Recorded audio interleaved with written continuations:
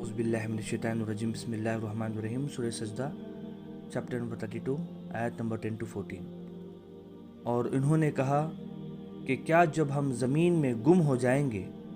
تو ہم پھر نئے سرے سے پیدا کیے جائیں گے، بلکہ وہ اپنے رب کے ملاقات کے منکر ہیں۔ کہو کہ موت کا فرشتہ تمہاری جان قبض کرتا ہے جو تم پر مقرر کیا گیا ہے، پھر تم اپنے رب کی طرف لوٹائے جاؤ گے۔ اور کاش تم دیکھو جب کہ یہ مجرم لوگ اپنے رب کے سامنے سر جھکائے ہوں گے، اے ہمارے رب، ہم نے دیکھ لیا اور ہم نے سن لیا، تو ہم کو واپس بھیج دے کہ ہم نیک کام کریں، ہم یقین کرنے والے میں بن جائیں۔ اور اگر ہم چاہتے تو ہر شخص کو اس کی ہدایت دے دیتے، لیکن میری بات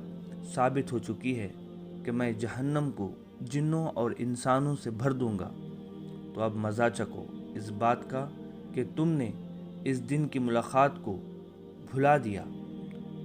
اور ہم نے بھی تم کو بھلا دیا، اور اپنے کیے کی بدولت ہمیشہ کا عذاب چکو۔ اللہ سبحانہ و تعالیٰ اس دنیا میں انسان کو ایک مقصد کے ساتھ بھیجا ہے، اور پیغمبر کے ذریعے سے اس دنیا کے اندر کس طریقے کا زندگی گزارنا ہے وہ بتاتا رہا ہے، گائیڈنس کرتا رہا ہے۔ ان میں ہمیشہ دو قسم کے لوگ رہے ہیں، کچھ لوگ ماننے والے ہیں اور بہت سے لوگ جو ہے انکار کرنے والے یا نہ ماننے والے۔ اس میں جو ضروری حصہ ہے وہ آخرت پہ یقین کرنے کا، یعنی مرنے کے بعد کی جو زندگی ہے اس پہ یقین کرنے کا۔ تو جب بھی پیغمبر آتے تھے تو 3 میسیج وہ دیا کرتے تھے۔ پہلے یہ کہ ایک اللہ کی عبادت کرو، دوسرا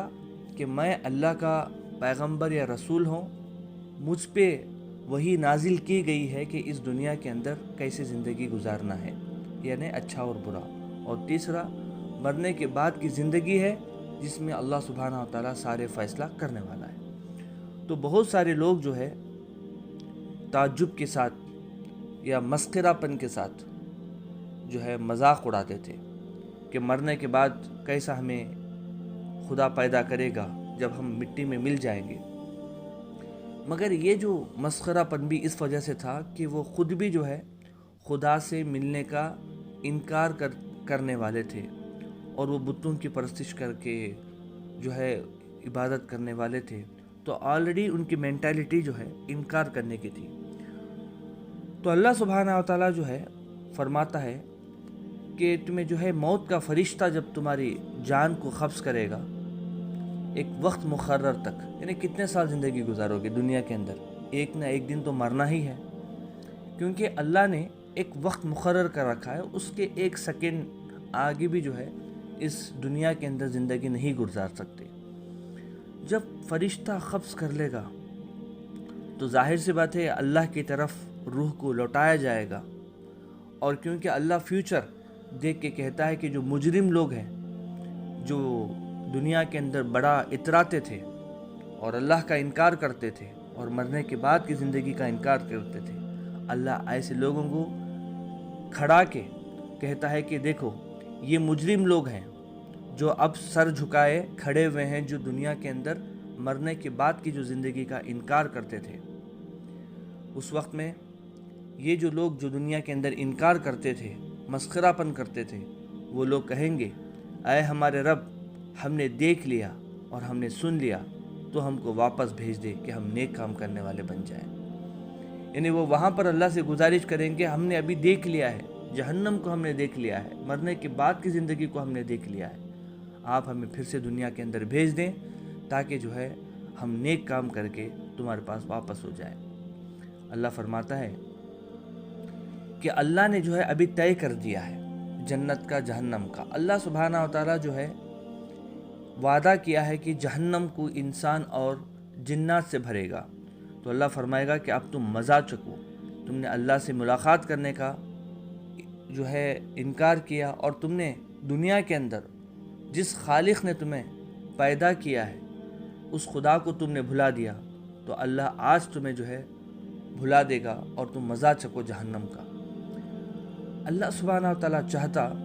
تو پوری دنیا کے لوگوں کو جو ہے ایمان والا بنا دیتا، مگر اللہ سبحانہ و تعالیٰ ایسا نہیں کرے گا، کیونکہ اللہ کی سنت ہے، کیونکہ اللہ سبحانہ و تعالیٰ اس دنیا کے اندر انسان کو دارالامتحان میں بھیجا ہے۔ اس میں دونوں قسم کی طاقتیں انسان کو اللہ نے دی ہیں، اچھے کام کرنے کے، برے کام کرنے کے، ماننے کے، نہیں ماننے کے، ہر چیز کے۔ تو یقین اور ایمان اس کو کہا جاتا ہے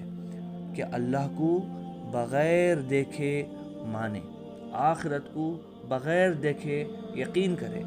اگر کوئی شخص کہتا ہے کہ میں جو ہے جنت اور جہنم کو دیکھنے کے بعد یقین کروں گا، تو اس کو ایمان کہتے ہی نہیں ہے۔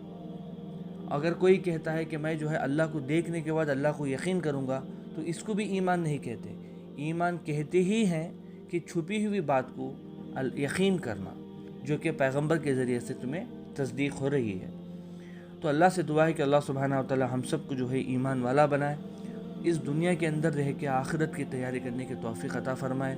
اور ہمیں جو ہے الحمدللہ اپنے رحمت سے جنت کے اندر داخل فرمائے۔